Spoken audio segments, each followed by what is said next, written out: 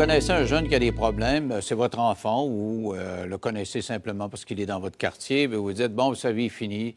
Flo a des problèmes de drogue et puis, ou des problèmes d'alcool ou de dépendance, c'est fini. Bien, loin de là, on peut se reconstruire à tout âge, peu importe la période de notre vie. Et ce soir, j'ai le témoignage d'un homme de 37 ans qui a connu plus qu'une adolescence, une préadolescence très difficile dans la drogue, dans la vente de drogue. Il a réussi à s'en sortir et il veut témoigner parce qu'il veut aider les plus jeunes, justement. Avec moi, Michael Vincent, bonsoir. Bonsoir.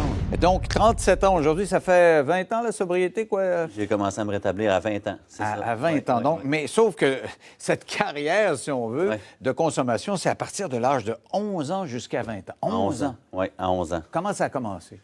Écoutez, un soir, à mes 11 ans, mes parents étaient divorcés, donc j'étais à Drummondville, puis j'allais voir mon père des fois. Puis mon père, c'est un alcoolique, jamais vraiment présent. Fait que ma mère, elle me faisait prendre l'autobus à Drummondville, puis je débarquais au terminus à Berry-UQAM. Puis un soir, à mes 11 ans, mon père m'a oublié, comme plusieurs autres fois dans ma vie. Fait que lui, il était parti sur le party, si on veut. Puis ce soir-là, bien, j'ai fait la connaissance de deux grands comme que je voyais, comme quand j'écoutais des clips. Les vidéoclips, ça a l'air cool, là, les rappeurs. Et pas loin du terminus, hein, on l'a vu dans Fugueuse. C'est pour spotter d'éventuelles victimes. C'est là que ça s'est passé au terminus Berry-UQAM. Fait que deux gars dans la trentaine, écoute, il y avait du style, puis ils sont passés, puis 1 heure après, ils sont repassés. Ils ont dit, qu'est-ce que tu fais là? Bien là, j'attends mon père, puis là, ils ont dit, ben là, il est pas là, tu viens-tu chiller avec nous autres? Puis là, moi, innocemment, le petit gars aventurier, puis influençable, il avait l'air cool, fait que je les ai suivis. Puis ce soir-là, le début d'une nouvelle vie a commencé. Et quand on parle de Chile, à 11 ans dans un bar de danseuse. Il t'amène dans un bar de danseuse. Oui, à Calèche du sexe. Comment ils font pour te faire entrer à 11 ans? Tu viens avoir l'air d'un flou? Oui, pas mal, oui. Mais disons que c'était eux autres qui contrôlaient pas mal le quartier. Ah, ouais. Donc, il n'y avait pas de problème à ce niveau-là. Donc, j'ai connu les vidéoclips que je voyais de Tupac puis tout ça, mais là, j'étais comme dans un clip, si on veut. Aïe. Alors, à 11 ans, le petit gars qui se faisait en plus de ça, tu sais, c'est payant là, ce qu'on fait là. Si tu veux revenir, tu reviendras. Exactement. Tu es retourné assez rapidement. J'ai retourné assez rapidement. Puis le dimanche, quand je suis revenu prendre l'autobus, tourner chez ma mère, bien, quand je suis revenu à la maison, ma mère, puis comment ça a été chez ton père? J'ai dit, ça a super bien été. Ah ouais. Fait que j'ai maintenu comme une double vie comme ça. Ma mère se posait des questions, pourquoi je voulais aller souvent chez mon père, mais je ne disais pas. Puis mon père, lui, il n'avait pas connaissance des fois si je venais ou j'étais là. Tu sais, lui, des fois, il me voyait la fin de semaine, mais il n'avait pas connaissance. Là. Il était tout le temps parti. De sorte que tu as consommé toutes sortes de choses. Tu as commencé tranquillement pas vite, puis très jeune, à la cocaïne. J'ai fait de la cocaïne. Quand même, à 11 ans. Oui, à 14 ans, j'avais goûté au crack. J'ai tombé dans les drogues dures. Donc, tu étais en manque quand tu n'en avais pas ou ça devait être dur? Peut-être pas à 14 ans, là, quand même. Là. Je consommais assez régulièrement, mais pas au-delà d'avoir un manque. Là. Fait que j'ai commencé au bas niveau. J'étais un poteau, je tenais la drogue. Alors, c'est ça. Pour acheter cette drogue-là quand tu as 14 ans, il faut que tu aies de l'argent. Et ils ont commencé, toi, tu étais le jeune de la gang, ils te font faire la job de poteau. Ils appellent ça poteau. Poteau, c'est toi qui tiens le stock, si on veut. Tu as une petite sacoche, tu tiens le stock. Fait que tu n'as pas l'argent. Le vendeur tient seulement l'argent. Moi, j'avais juste la drogue. Tu étais à côté, comme tu es le jeune, les policiers ne s'intéressent pas à toi. Exactement, oui. Fait que tu commences comme ça. Puis vers 14 ans, bien, c'est là que j'ai commencé à penser. Je disais, hey, moi, je vais être vendeur. Fait que là, je suis tombé vendeur.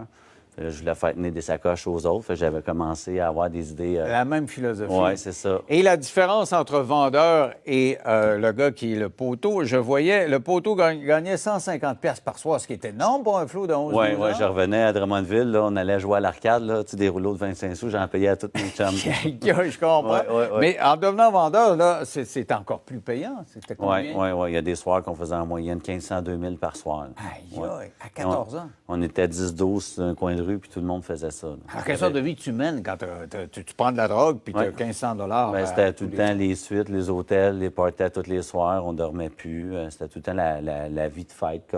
C'était tout le temps la fête. Et ton père s'occupait pas de ça? Non. Il avait comme pas... Bien, des fois, j'étais là, il me disait « Salut, qu'est-ce que tu fais? Je vais avoir des chums. » Fait que là, je repartais avec ma valise le dimanche. Mais à l'école, comment tu n'allais pas à l'école à 13 Oui, mais je revenais les fins de semaine. J'étais comme à temps partiel dans cet âge-là. Donc, tu réussissais à écartiller, passe-moi l'expression latine, ta vie, de sorte que tu pouvais avoir un minimum de responsabilité comme aller à l'école, etc., pour fermer le clapet de tes parents. Puis après ça, la fin de semaine, tu Exactement. t'éclatais. J'ai maintenu ça jusqu'à environ vers 15-16 ans. jusqu'à temps que j'ai décidé de faire ça plus à temps plein, si on veut. Puis Donc, tu as dit à tes parents, je m'en vais à 16 ans? non, je ne l'ai pas dit à ma mère. Je suis parti, moi, comme OK. ça, sans rien Donc, tu as dit, je m'en vais chez mon père. Non, j'ai rien dit. Même Je suis pas? parti sur un trip, puis j'ai plus jamais donné de nouvelles pendant. Ils devaient être inquiets, tes parents? Oui, ma mère m'a emmené. Ça a été très difficile pour elle. Est-ce qu'ils ont appelé les policiers? Est-ce que tu Oui, étais ils recherché? m'ont recherché. Je me suis fait prendre quelques mois après. Et puis j'ai été faire ma première thérapie rendue là, à l'âge de 15 ans et demi, 16 ans. Fait que j'ai fait une thérapie, puis quand je suis ressorti... Obligé, c'est tu Ouais, l'as fait parce oui, que... oui, oui, oui.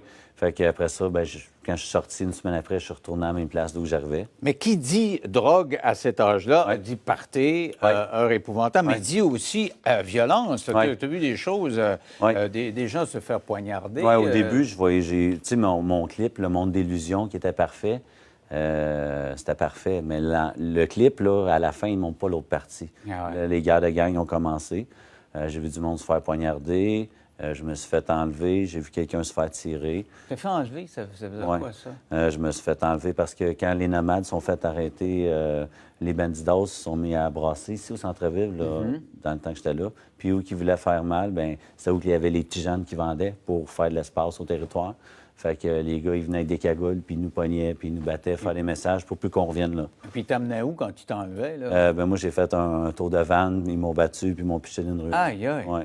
Mais tu dois pas avoir le goût de retourner là-dedans après, là? Ou... C'était pas assez cette fois-là. Ah, J'ai ouais? eu peur, là, mais avec la consommation, j'ai retourné quand même. Parce que là, ceux pour qui on travaillait, ils ont mis des gars de sécurité qui étaient proches pour nous protéger, pour qu'on continue. Puis c'était pas assez encore. Tu sais, ils disent dans ce milieu-là, ça finit en prison, à l'hôpital ou à la morgue. Mais moi, c'était pas encore assez. Parce que tu as vu des gens se faire poignarder, tu le disais, mais il y a quelqu'un qui se fait tirer à un moment donné, il y a du sang partout. Oui, T'es ça, là-dedans, c'est... c'est de quoi décourager un fou, quand même, Oui, non? vraiment. Là c'était une des dernières fois, là, le gros geste qui m'a fait peur. Écoutez, quand j'ai vu ça, j'étais en consommation, puis les crises de psychose commençaient, parce que je consommais plus. J'étais rendu un de mes bons clients aussi, tu sais, on ne se le cacherait pas. Donc, là. ton profit, tu le mangeais. Oui, c'est pas ça. mal. On n'était plus dans une grosse suite, là. Ouais. À ce niveau-là. Tu étais dans les motels. On coupait, là, c'est ça. Et psychose, ça veut dire quoi? Qu'est-ce que tu voyais, toi? Ben là, qu'est-ce qui a commencé à me faire peur, moi, c'est de perdre ma tête. J'ai vu du monde consommer juste un peu, puis ils ont perdu la bougie à sauter. Ils sont ramassés à l'hôpital, puis ils sont restés légumes. Là, moi, que j'ai eu peur ce soir-là, c'est que 2-3 jours après, j'étais à jeun, puis j'étais encore en crise, comme un peu de schizophrénie, là. Peut-être avec le choc post-traumatique de tout ça. Mais j'ai eu peur de perdre ma tête. Puis là, ça me fait vraiment peur, ça, que c'est à partir de ce moment-là, j'ai retourné chez ma mère de Drummondville, puis j'ai voulu, changer de vie, là. Alors, tu as changé de vie, mais c'est pas j'avais parce qu'on fait- décide de le faire, parce que tu as fait 4 thérapies. J'avais Alors, fait 4 thérapies de 15 à 20 ans. donc, des fois, tu donnais signe de vie, on Ouais. te ramenait en thérapie, mais Ouais. tu Je voulais me repartais reniper, après. si on veut. Ouais. Hein? Tu sais, j'étais un petit wise, hein? Des fois, gagner la confiance des autres ouais, quand ouais. tu étais à ce milieu-là. Qu'est-ce qui a fait qu'à 20 ans, ça a fonctionné comme thérapie? Parce que j'ai décidé de me choisir pour de vrai. Parce que quand j'ai retourné chez ma mère, écoute, j'avais atteint tellement... Tu sais, je pensais que j'avais atteint un vrai bas fond, mais c'était pas assez creux. Celui-là, c'était un vrai. Je voulais tellement m'en sortir. Écoute, j'ai retourné chez ma mère avec un chèque d'aide sociale. L'orgueil du player que j'étais quand je sortais, là, il était loin, là. J'allais au Carrefour Jeunesse Emploi. Ils me montraient comment faire un CV. J'étais tellement encore mêlé d'où j'arrivais. Ça m'a pris 6 mois à dégeler, si on veut, là-dessus. Fait que je commençais à faire du meeting, à me tenir avec des gens en rétablissement. Je me collais à des gens qui ont les yeux qui brillent, parce que moi aussi, je voulais être comme ça. Fait que j'avais compris qu'en changeant mon entourage, en te tenant avec des gagnants, t'es un gagnant. Fait que j'ai commencé à appliquer ça dans ma vie. C'est ce que tu fais maintenant. D'ailleurs, tu es un homme d'affaires. Ouais. Hein? Tu es dans le coin de Victoriaville. Oui, c'est ça. Et donc, ça va bien, tes affaires. Et tu veux comme redonner à la société, Ouais. puis tu t'organises, je vois entre autres, tu organises des activités caritatives, Ouais. Parce que tu es resté marqué de ça. Là. Tu veux pas Exact. que les jeunes vivent ça. Non, c'est ça. Écoutez, là, on a lancé un projet, Séjour 21, que Cascade m'appuie dans ce projet-là. Séjour 21, on va réunir 10 personnes 21 jours, parce qu'on dit que ça prend 21 jours changer une habitude. Ici, à Victoriaville, ils vont être coachés puis motivés, logés, nourris gratuitement. C'est tous des coachs puis des gens qui ont un impact dans ma vie que j'ai rassemblés pour leur faire un wow dans leur vie. Mais qui vont aider qui? S'il y a quelqu'un que Victoriaville qui nous regarde... on les a choisis. Ah, t'es On a eu une centaine de OK. candidatures. OK. Là, avec le comité, on a sélectionné 25 coups de cœur. Puis ça, dimanche, on les a rencontrés, puis on a choisi les 10. Ah, OK. On va l'annoncer la semaine prochaine. Alors, le gala de boxe, je vois une annonce. Ouais. C'est pour financer ces choses-là? Oui, on cherchait une manière de faire jaser du projet. Fait que, on a dit que je vais aller me battre. Donc, tu vas te battre. As-tu déjà... Non. Mais tu as dû manger quelques claques à la gueule? Oui, je me suis pratiqué. Ça fait un petit bout, je suis en entraînement. Fait qu'on cherchait un moyen de faire parler de la cause. Puis ça a marché pas mal, oui. OK. Alors, écoute, moi, quand j'ai vu ta coach, je me suis dit, il faut qu'ils viennent parce que, je l'ai dit en introduction, on voit des jeunes qui ont l'impression que c'est fini. Là. Ils sont gelés puis il n'y a plus rien. Tu le dis, il y en a qui vont trop loin et là, ils se pètent les neurones. Mais il y a moyen de se sortir de ça. Et t'es l'exemple. Il y a tellement de parents là, que j'ai eu ma boîte vocale pleine qui ne savent plus quoi faire. Parce qu'ils ne savent plus où se ressourcer, puis tout ça. Il y a vraiment un désespoir là, pour les familles. En côté là pour prouver qu'il ne faut pas perdre confiance. Si vous êtes parent, ne perdez pas confiance. C'est possible. Merci beaucoup. Yes. Bravo. Restez là au retour. On va parler de diététistes qui se font menacer sur Internet parce qu'ils remettent en cause certains régimes, dont le fameux keto. Après la pause, dans 3 minutes.